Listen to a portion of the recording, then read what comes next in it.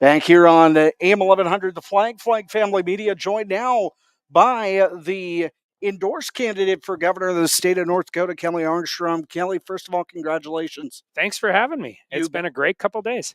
talk a little bit about the last 2 days. It's been, there's been wild times, but a great convention. Yeah, it's a great convention. It's always, we don't step in lockstep. I mean, that's not how it works. We are a rowdy group. We are a rabble group. People have different viewpoints, but you know what? 1,500 plus people came from all over the state of North Dakota to have their voices be heard at the Republican convention, and I wouldn't have wanted to be anywhere else. You've ran as a legislator. You've been chair of the Republican Party in North Dakota.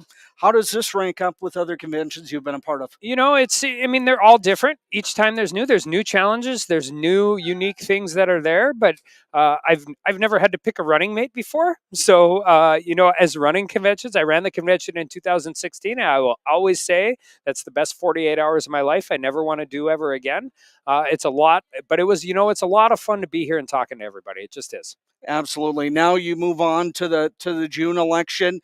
What's going to happen here in the next couple of months? Well, we're going to be out everywhere. We're going to be there. I mean, I asked everybody to give me a little bit of grace. I got to go to DC and do my day job. I'm not quitting that one. So we'll fly back out to DC this week, and then I think next weekend we're everywhere from Fargo to Wapa to Leeds to Devil's Lake and back to DC again. So I told Michelle Strindon, who's my lieutenant governor, I said the one thing about doing this way is you're going to be on the road a lot when I'm out in the swamp trying to figure that stuff out. Absolutely. For an Armstrong administration, what are going to be some of your goals, your objectives? So first and foremost, I think people are starved for access. This is going to be an unbelievably transparent campaign, and that's going to move into our policy.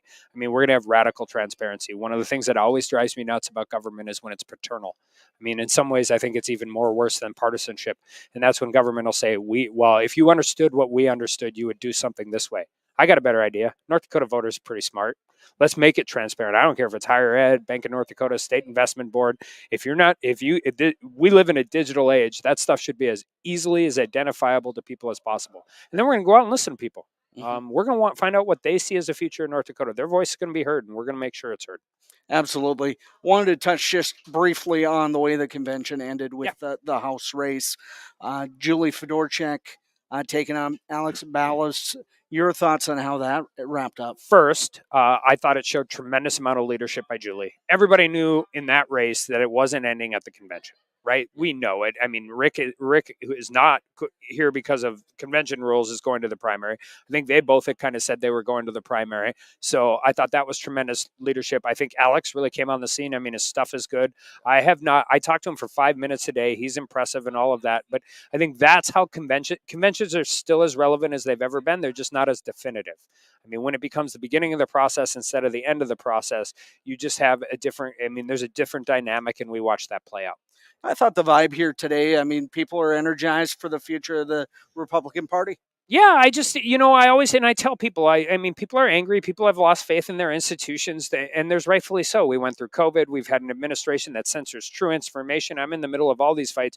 I just always tell everybody I'm a glass half full skeptic, but also the divisions that divide the people in this room after spending 5 years in DC far less significant than the crazy stuff about people who have never had dirt under their fingernails a day in their life trying to make determinations for North Dakota farmers, North Dakota oil and gas producers, North Dakota coal-fired power plants, North Dakota small businesses.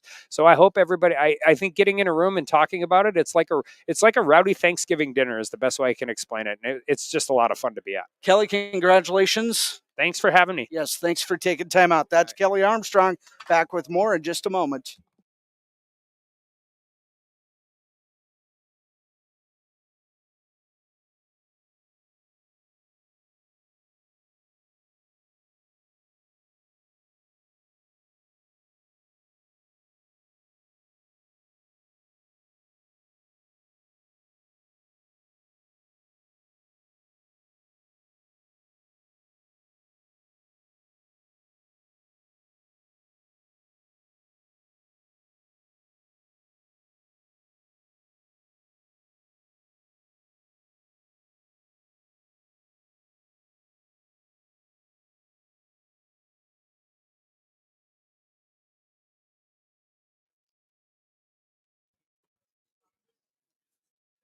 Back to the Sanford Health Athletic Complex here on the campus of NDSU.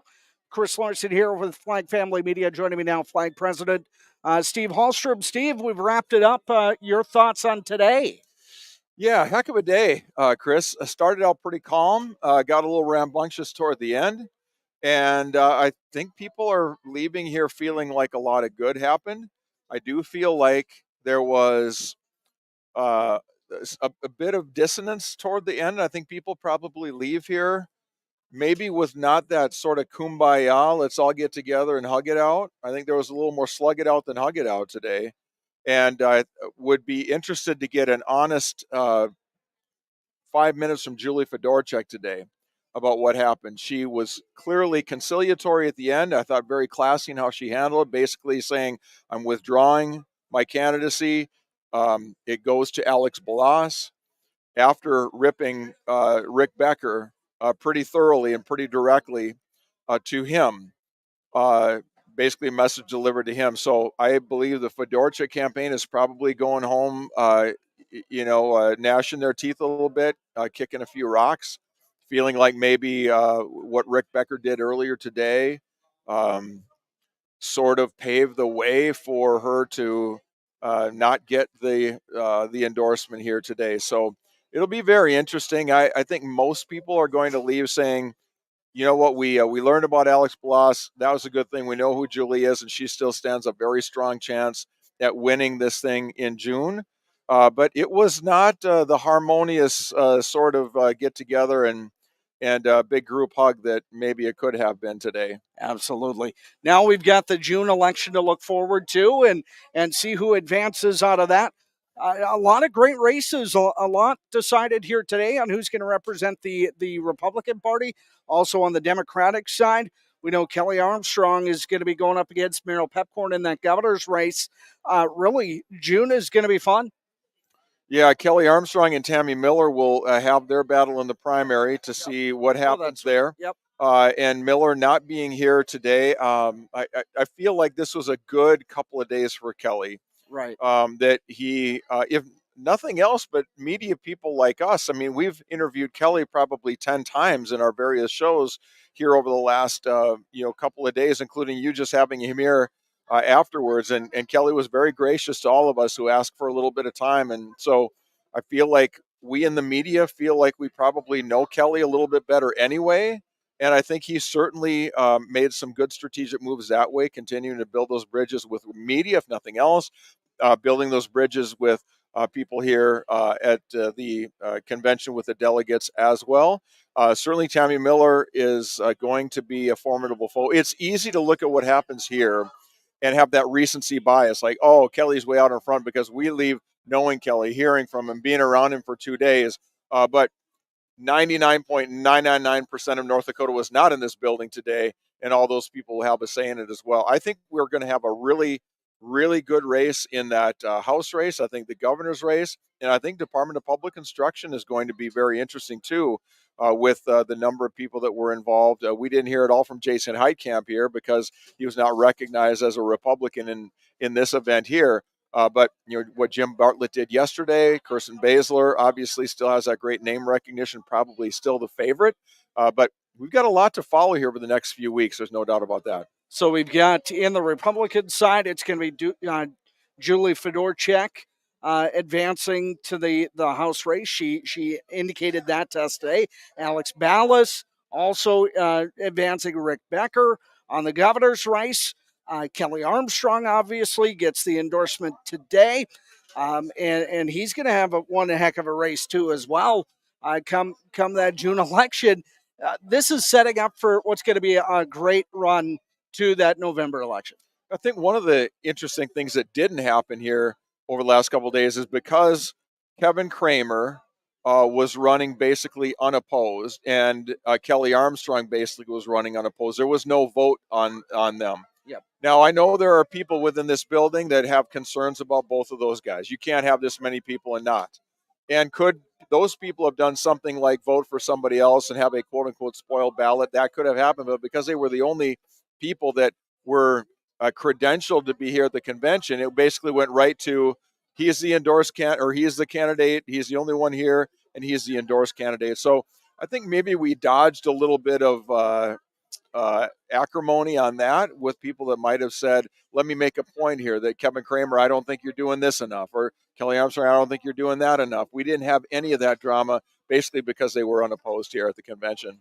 You know, I think when it comes to the governor's race, it's going to be really interesting to see what Tammy Miller does in the next couple of months in leading up to that race against Kelly Armstrong, because, like you said, Tammy wasn't here. She's got the backing of Governor Doug Burgum, his lieutenant governor. It's really going to be interesting to see how she now ramps it up after this weekend. She's done a nice job being out front early on the media side. She's had more ads playing than Kelly has, at least in the places that we have seen.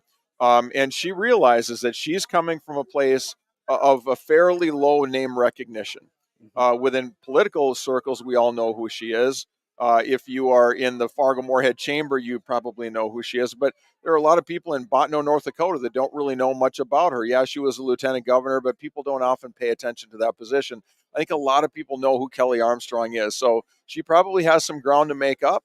Not being here at the convention probably doesn't help her out a whole lot, but I think she probably saw, that Kelly Armstrong was going to be very hard to beat at this convention. Therefore, why take the chance and just go right to the primary? So that'll be an interesting one to watch. Well, Monday we'll have a full recap on what's on your mind and the Steve Hallstrom Show, What's on Your Mind, 8:30 to 11 on AM 1100 The Flag and FM 92.3, as well as 9 to 11 on KTGO and the Steve Hallstrom Show, 4 to 6 on Monday on AM 1100 The Flag. Thanks, Steve, so much for joining me today. You got it, Chris. Thanks for all the great work today, brother. That's Steve Hallstrom. I'm Chris Larson. Goodbye from the SHAC.